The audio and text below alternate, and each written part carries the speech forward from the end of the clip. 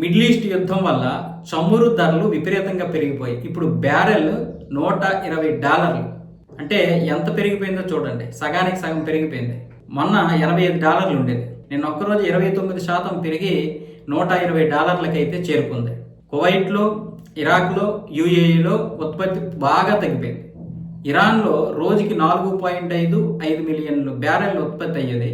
ఈరోజు 1.5 మిలియన్ల బ్యారెల్ ఉత్పత్తి అవ్వడానికి గగనమైపోతుంది. జరుగుతున్నటువంటి యుద్ధము, అలాగే అక్కడ వస్తున్నటువంటి పరిస్థితులు, ముఖ్యంగా గల్ఫ్ దేశాల మీద ఇరాన్ చేస్తున్నటువంటి దాడి.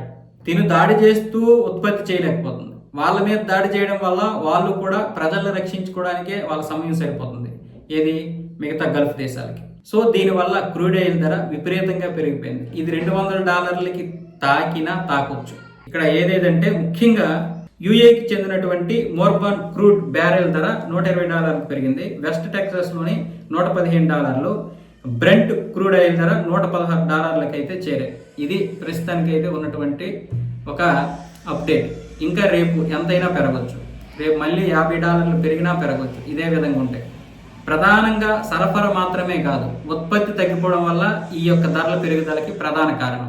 ఇప్పటికే హార్మోజ్ జలసంధిలో యూరోప్ దేశాలకి, అమెరికాకి, ఇజ్రాయెల్కి కాకుండా మిగతా దేశాల యొక్క పడవలన్నీ కూడా కదలొచ్చు అని ఇరాన్ అయితే అనుమతులు ఇచ్చింది. పేరుకే ఇస్తుంది కానీ అక్కడ వాటికి కూడా చిన్న చిన్న ఇబ్బందులు అయితే నమోదవుతున్నాయి. ఇప్పటికే మన దేశం నుంచి చమురు కాకుండా వేరే ఉత్పత్తి అవుతాయి కదా, అటు నుంచి చమురు వస్తుంది, ఇటు నుంచి మన వస్తువులు ఏవైతే ఉన్నాయో మిగతా వస్తువులు అవి ఎగుమతి అవుతుంటే మళ్ళీ వెనక్కి వచ్చేస్తున్నాయి. అక్కడ జరుగుతున్నటువంటి పరిణామాల నేపథ్యంలో కేవలం ఇప్పుడు ఇరాన్ మాత్రమే ఉద్రిక్త పరిస్థితులు కాదు, మిగతా దేశాలు చేస్తున్నటువంటి దాడుల వల్ల కూడా వీటికి ప్రమాదకరమైనటువంటి పరిస్థితులు రావడం వల్ల ఆ షిప్పులన్నీ కూడా ఎక్కడికక్కడ వెనక్కి వచ్చేసి లంగర్ వేయడానికి సిద్ధంగా ఉన్నాయి. ఇప్పటికే 10,000 కంటైనర్లు విశాఖపట్నానికి చేరుకోవడానికి సిద్ధంగా ఉన్నాయి.